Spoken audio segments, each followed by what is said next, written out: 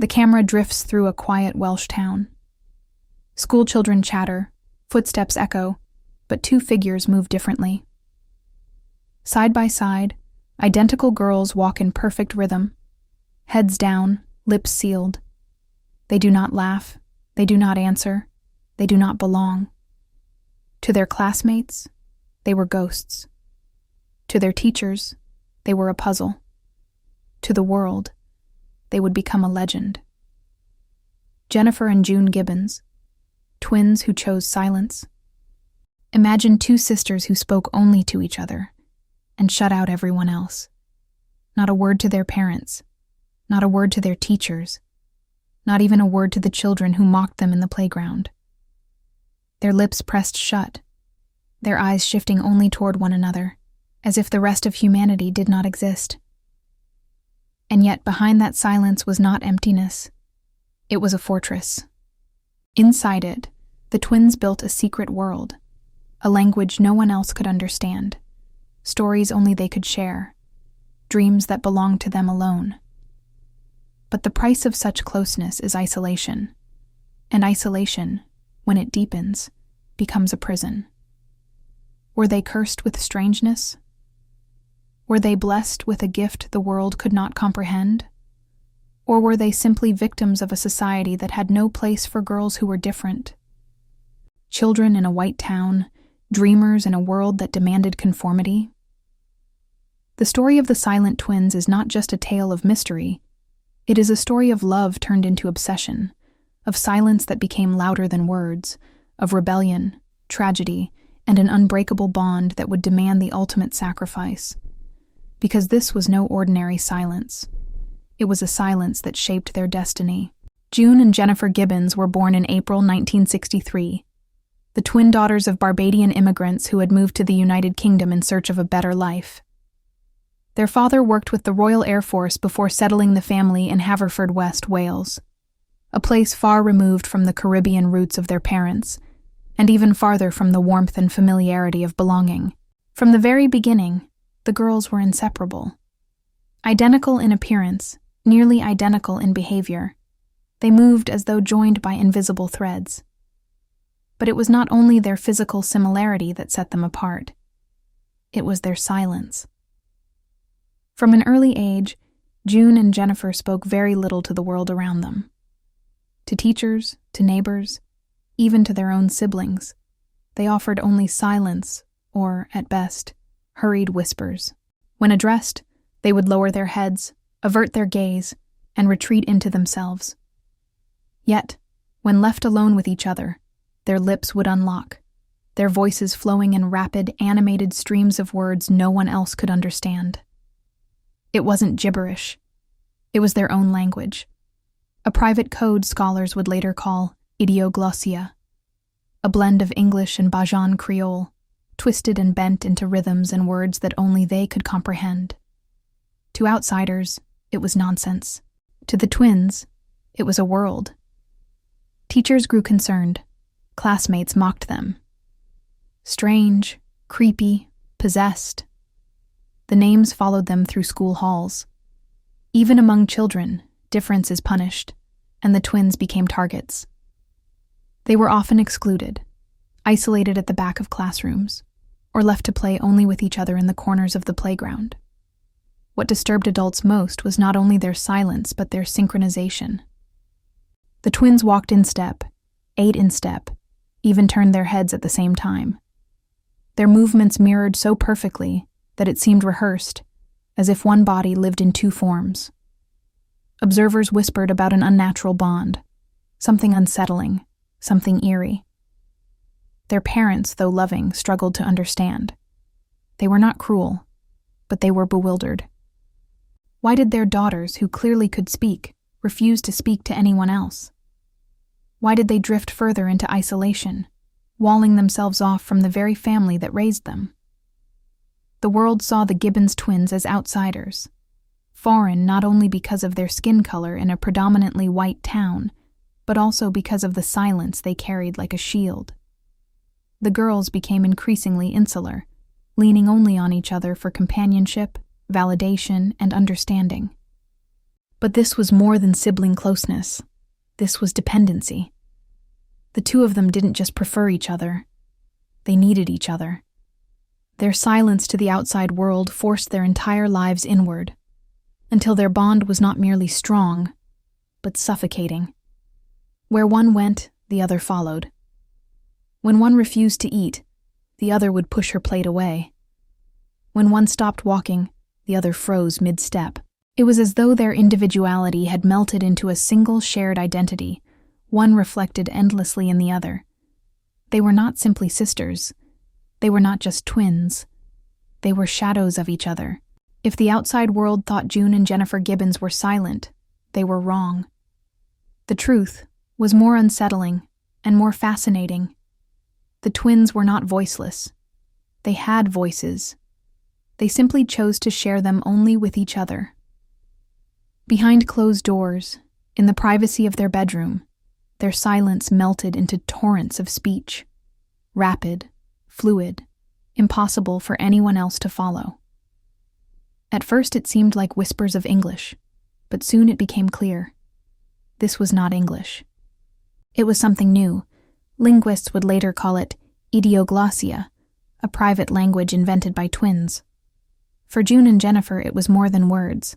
It was a sanctuary, a secret code woven from English and Barbadian Creole, shaped by rhythm, cadence, and imagination. To outsiders, it was incomprehensible babble.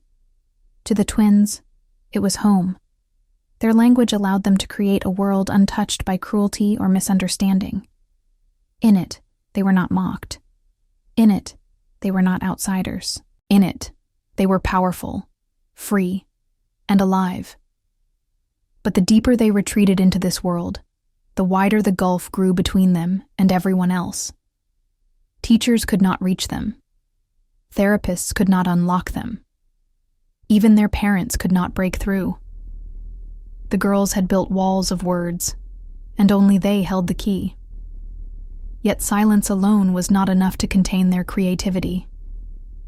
Around their teenage years, the twins began to write. They filled journals with stories, novels, and elaborate fantasies. Their diaries revealed two rich imaginations that spilled far beyond the narrow walls of their home. Jennifer spun dark tales of possession, betrayal, and power. Her stories often centered on twins locked in deadly competition, where one had to die for the other to live. June, on the other hand, created novels filled with yearning, characters desperate for love, recognition, and freedom. Together, they built entire fictional universes, complete with characters, plots, and settings so vivid they seemed almost alive. It was as though their unspoken voices had found a new channel, ink on paper. Pages became their audience, their confidant, their stage. Through writing, they spoke volumes. But their literary world was not merely an outlet, it was also a mirror. The stories reflected their deepest fears and desires, often blurring the line between fiction and reality. Some entries hinted at resentment, jealousy, even a battle for dominance between them. Others revealed longing for a world outside, for connection, for release from the suffocating bond that tied them together. To the rest of the world, the twins were mute, eerie figures drifting through schoolyards and therapy offices. But inside their room, inside their journals, their words flowed endlessly, powerfully, beautifully. Their voices had not been lost. They had only been redirected, into each other, and into the pages that no one else would read for years. The tragedy was not that they had no voices. The tragedy was that they had locked their voices in a vault no one else could open. And so, the divide grew. The more they created their private language, their secret writings, their fantasy worlds, the less they belonged to the real one. They were not absent. They were not silent. They were simply elsewhere. Their voices were not gone. They were locked in a world only they could enter. By the time June and Jennifer reached their teenage years, silence had hardened into defiance.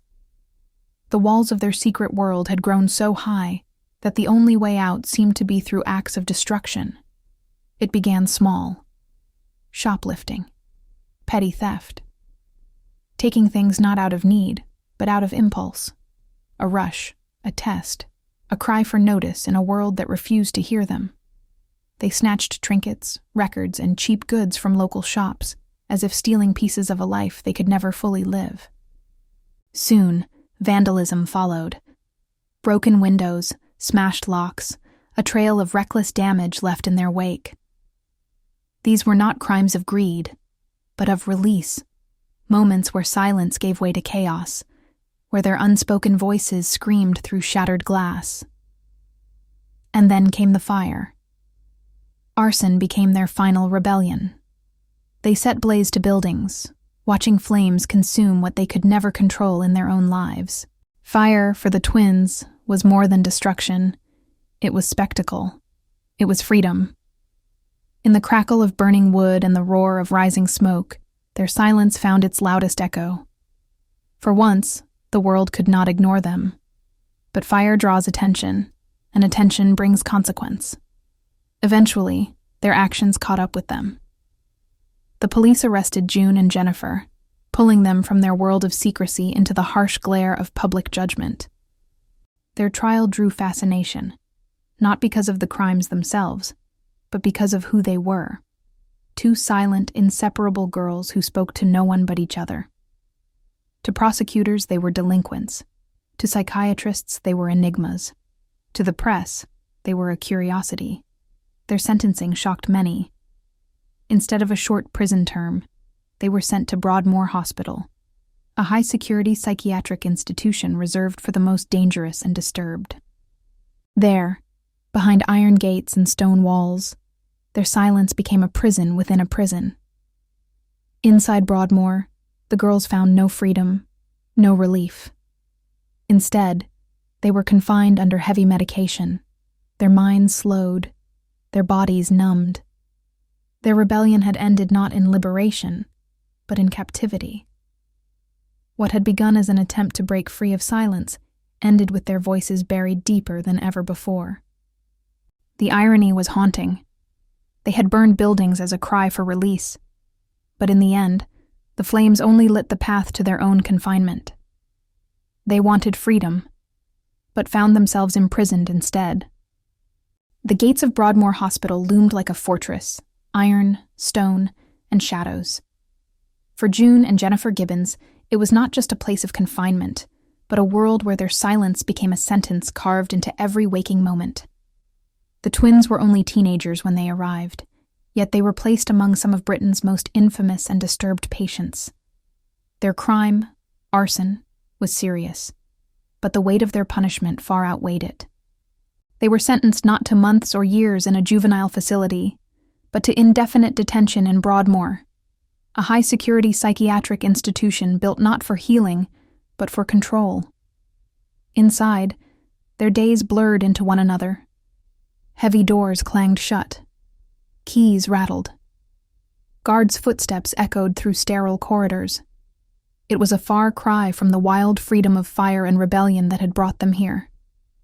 Now, their rebellion was reduced to silence within concrete walls. Doctors and psychiatrists probed at their mystery. The twins were subjected to endless evaluations, their silence analyzed, their bond dissected. Medications were prescribed, antipsychotics, sedatives, meant to calm, to control. But instead, they dulled the light in their eyes, slowing their thoughts, numbing their bodies. The very essence that made them extraordinary, their intense inner world, was smothered beneath chemical restraint. And still, they remained inseparable. They refused to speak to others, confiding only in each other. Nurses and doctors observed with unease how they mirrored one another's movements, how their eyes seemed to lock in silent conversations no outsider could hear. Together, they lived in a private universe that Broadmoor's walls could not contain. But as the years stretched on, their bond grew darker, heavier, almost suffocating. The twins began to believe that one of them could not truly live while the other still existed. Their journals reveal the chilling thoughts that consumed them. Dreams of power, of sacrifice, of death as a path to freedom. Jennifer once wrote that she felt her very life force was being drained by her sister, that she was destined to die so June might survive. June, in turn, admitted that her existence seemed bound by Jennifer's shadow, that she could never find her own voice while her twin remained beside her. Their love, once their refuge, had twisted into something toxic and tragic, a pact of silence that demanded a price. 12 years passed inside Broadmoor's walls. 12 years of muted voices, of drugs and isolation, of a bond that was both their salvation and their curse. By the time their release was finally discussed, the twins were no longer girls. They were women shaped by confinement, broken by silence, and haunted by the belief that one of them had to die for the other to be free. Broadmoor had not cured them. It had trapped them, stifled them, and ultimately deepened the claustrophobic inevitability of their fate. Their silence was no longer an act of rebellion. It was no longer a choice. It was a sentence. By the early 1990s, after more than a decade in Broadmoor's suffocating grip, the sisters were finally promised a chance at release. The authorities had decided the twins would be moved to a lower security facility, one that might give them a semblance of normal life. For June and Jennifer, the news should have been liberation. Yet in the quiet corners of their shared journals, a darker truth had already taken root. They had long whispered of a pact, an unspoken law in their strange mirrored world. One of them would have to die, so the other might live. It was as though their silence had demanded a sacrifice, a toll for freedom. And Jennifer had chosen, or been chosen, to be the one. In March of 1993, the twins left Broadmoor together, sitting side by side in a van, bound for Caswell Clinic in Wales. For once, there was no resistance, no rebellion. Jennifer leaned against June, calm, almost serene. "I'm going to have to die," she murmured softly, words that would echo forever in her sister's memory. Moments later on that quiet journey, Jennifer collapsed. Her body grew limp. She was rushed to the hospital, but nothing could be done. At just 29 years old, Jennifer Gibbons was dead, her heart inflamed, the official cause acute myocarditis. No drugs, no toxins, no wounds. Her death was sudden, inexplicable, and eerily aligned with the pact the twins had carried like a shadow. For June, it was both devastation and deliverance. In later interviews, she spoke with chilling clarity. "It was our pact. We said, one of us had to die. One of us had to go. And she did it. She gave up her life so I could live." The weight of those words cannot be measured. Was Jennifer's death fate? Was it the toll of years of confinement medication and psychological collapse? Or was it something far more mysterious, a life surrendered willingly, an act of devotion and destruction all at once?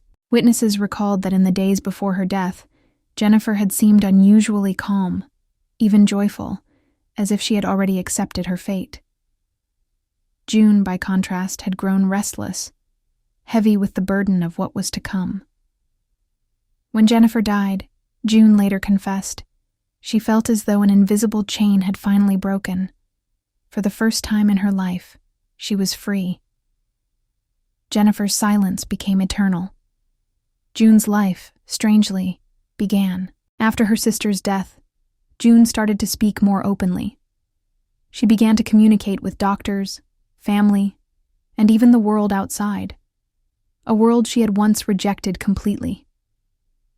It was as if Jennifer's sacrifice had unlocked something within her, a voice that had always been waiting, but never allowed to emerge. The tragedy of the silent twins reached its crescendo, not with fire or rebellion, but with the quiet ending of one life to give breath to another.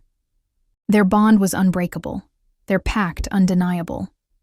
But freedom came at a cost only they could understand. Today, only one twin remains. June Gibbons lives quietly in the Welsh countryside. No longer the silent shadow she once was, she speaks, she writes, and she carries herself with a strange, reflective calm. To those who meet her, she seems gentle, even ordinary, yet she is anything but. For June is the keeper of a story unlike any other, the survivor of a bond so powerful it demanded the ultimate price. Since Jennifer's death in 1993, June has lived a life tinged with both grief and freedom. In interviews, she has spoken of guilt, of sorrow, but also of a lightness that only came when her sister was gone. She still writes, her journals and poetry carrying the echoes of the voice she once shared with Jennifer. But now, those words are her own. The world, meanwhile, has never forgotten the silent twins. Their story has been retold in books, stage plays, documentaries, and films. Each retelling searches for meaning. Some portray them as victims of a cruel system, others as geniuses trapped in their own private world, still others as a mystery that can never be fully solved. They have become symbols of the fragile line between identity and otherness, of the way society treats those who do not conform, and of the haunting extremes of love and dependence. At the heart of their legacy lies a set of unanswerable questions. Were June and Jennifer failed by the institutions that locked them away for 12 years? Were they judged not only for their silence, but also for their race, their difference, their refusal to bend to the norms of a society that never accepted them? Or were they, perhaps, simply two souls who created a world too narrow to sustain them both? Their silence has become their voice, their tragedy, their legacy. Jennifer's story ended on that car ride in 1993. June's continues, carrying not just her own memories, but also the weight of her sister's life. Together, they remain an enigma, inseparable in death as they were in life. Perhaps that is why their story endures, because it forces us to ask what it means to be seen, to be understood, to be free. Were they victims of society or of themselves? The silent twins remain a riddle wrapped in silence. One voice forever gone, the other carrying the weight of two lives. The screen fades to black. Then slowly, two shadows appear. Two girls walking in perfect sync, step for step, breath for breath. For a moment, they are inseparable. And then, one begins to fade, leaving the other standing alone, her shadow stretching endlessly into the twilight. This was the story of June and Jennifer Gibbons, the silent twins. A story not of heroes or villains, but of a bond so consuming that the world could not contain it. Their silence was not emptiness, it was language, it was rebellion, it was survival. And in the end, it was also sacrifice. Jennifer's voice is gone forever. June's still remains, whispering not just for herself, but for the two of them. Some stories end with answers. This one does not. It lingers instead in questions, in echoes, in the haunting truth that love and silence can bind more tightly than chains. The silent twins remind us of this. Not all mysteries are meant to be solved. Some are meant to be felt. Stay curious. Stay questioning. And if you want to journey deeper into the untold corners of the human mind and history, subscribe, share, and join us for more hidden stories.